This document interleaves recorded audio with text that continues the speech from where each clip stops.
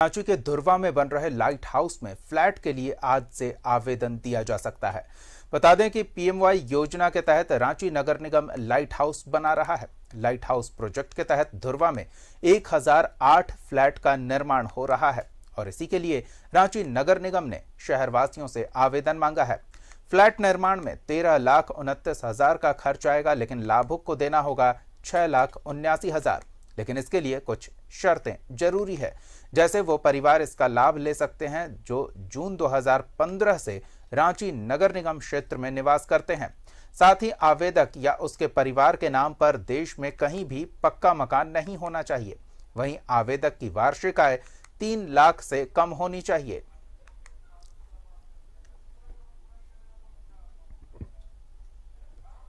Light house का निर्माण चल रहा है। एक उम्मीद जगी है वैसे गरीबों के बीच, जिनके लिए अपना घर एक सपना ही रहा है अब तक। अब एक उम्मीद जगी है कि वो भी पक्के मकान में रह सकेंगे। नगर निगम ने इसके लिए आज से आवेदन आमंत्रित करना शुरू कर दिया। हमारे सहयोगी अंजनी और अधिक जानकारी के साथ जुड़ रहे हैं। सीधे अंजनी का रुख करेंगे और उनसे जानेंगे, एक उम्मीद बंधी है अंजनी उन गरीबों के लिए जो हमेशा से सपना देखते रहे हैं कि उनका भी एक अपना पक्का आशियाना हो। अब वो सपना पूरा होने की संभावना बढ़ गई है।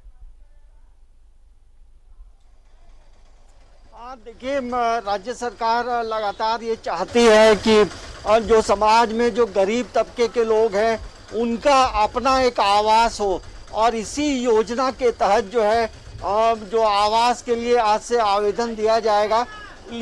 तो ये एक बड़ी बात है। तो हमें लगता है कि ऐसे लोग जो घरों के लिए चिंता में रहते थे कि उनका आवास नहीं है, ऐसे कई सैकड़ों हजारों लोग हैं। तो हमें लगता है कि ये जो पहल है राज्य सरकार की, एक अच्छी पहल है। और नगर निगम क्षेत्र में जो रहने वाले, देखिए रांची नगर निगम में 53 वार्ड हैं और 53 वार्ड में ऐसे हजारों लोग हैं। तो हमें लगता है कि जो शर्तें रखी गई हैं उन शर्तों को जो पूरा करेगा तो उन्हें ही प्राथमिकता मिलेगी और मिलनी भी चाहिए, क्योंकि जब अपना आवास होगा तो उसकी खुशी अलग होती है।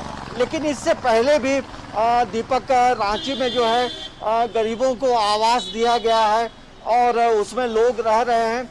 और हम कह सकते हैं कि एक छोटे परिवार के लिए जो आवास की योजना होती है वो बेहतर होती है, उसके रख रखाव को लेकर। लेकिन लगातार बेहतर प्रयास भी किया जाना चाहिए। लेकिन अभी जो आवास बनेगा वो उस आवास की रूपरेखा कुछ अलग होगी, क्योंकि इससे पहले भी चिरौंधी में दिया गया है, सुखदेव नगर में दिया गया है, जेल रोड में जो बिरसा मुंडा पुराना जेल है उस परिसर में भी आवास दिए गए हैं।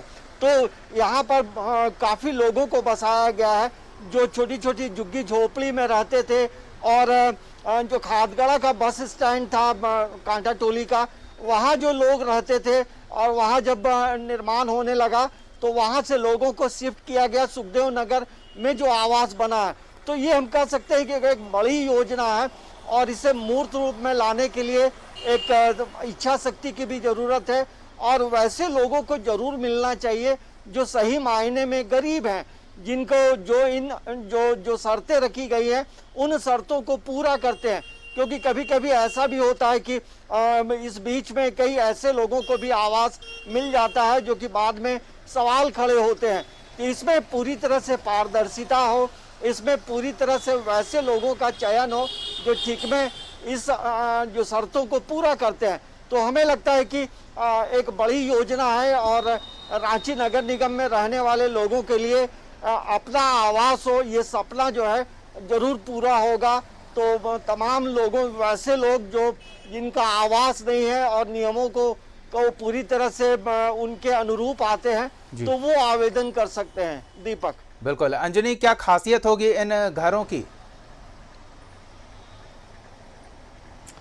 देखिए, अभी जब ये घर बनेगा तो कहीं ना कहीं ये जरूर है कि जगह, मतलब कम जगह में अच्छे मकान दिए जाएंगे जिसमें स्वच्छ वातावरण होगा, पीने का पानी होगा, बेहतर शौचालय होगा और इसके साथ साथ जो अन्य सुविधाएं होंगी वो जरूर दी जाएंगी। तो एक बड़ी प्लानिंग है, क्योंकि अभी जो इसके पहले जो आवास दिए गए हैं उसमें कई चीजें नहीं हैं। तो हमें लगता है कि ये जब अभी बन रहा है 2021 में जब ये का निर्माण कार्य शुरू होगा तो इसमें जो लेटेस्ट टेक्नोलॉजी होगा वो चीजें होंगी, और हमें लगता है कि बच्चों को लेकर भी इसमें कुछ विशेष सुविधा दी जाएगी, जिसमें छोटे छोटे पार्क होंगे, तो बच्चों को कैसे उसका ग्रोथ हो, बच्चों को कैसे उनका मानसिक विकास हो, तो इन चीजों को लेकर उसमें एक प्लानिंग जरूर होगी। तो हमें लगता है कि एक बेहतर योजना है, और इस योजना में इस नियम में जो बिल्कुल अंजनी, ये सुनिश्चित करना कि लाभार्थी वाकई में उस तमाम शर्तों का पालन करने वाले हों, वो सुनिश्चित करना एक बड़ी चुनौती होती है। इस तरह की योजनाओं में कई बार गड़बड़ झाले की भी शिकायत आती रहती है। तो नगर निगम किस तरह से तैयार है कि उसके चुने हुए हर एक व्यक्ति उचित पात्रता रखते हैं इस तरह के लाइट हाउस प्रोजेक्ट के लिए चुने जाने में? देखिए दीपक, नगर निगम के पास पूरे 53 वार्ड का एक जो रिपोर्ट कार्ड होता है वो उसके पास अवेलेबल होता है। तो इसमें नगर निगम को भी जो है पूरी तरह से पारदर्शी होना होगा, और इसमें किसी भी तरह के कोई अप्रोच को कभी भी नहीं सुनना चाहिए। अमूमन होता ही है कि जो पिछली बार हम लोगों ने देखा है कि कई बार ये सवाल जरूर उठे हैं कि नगर निगम ने कहीं ना कहीं पार्शलिटी कर दी है। तो इसमें जो कमेटी बने उस कमेटी में बेहतर लोग हो, और इसमें वैसे लोगों को भी रखा जाए, अलग अलग वार्ड के जो पार्षद हैं जो सभी लोगों को पहचानते हैं, तो उन्हें भी हर वार्ड का मतलब एक हम कह सकते हैं मार्गदर्शक के रूप में उसे रखा जा सकता है टीम में, और वो सही मायने में चयन कर सकता है, क्योंकि एक वार्ड पार्षद जो होता है अपने वार्ड के सभी लोगों को पूरी अच्छी तरह से उसके पास जानकारी होती है। तो ये हम कह सकते हैं कि जो आला अधिकारी हैं, मेयर हैं, डिप्टी मेयर हैं, इन तमाम लोगों का जो एक समन्वय होगा और सरकार के प्रतिनिधियों का समन्वय होगा, तो हमें लगता है कि पूरी पारदर्शिता के साथ ये चीज़ होगी।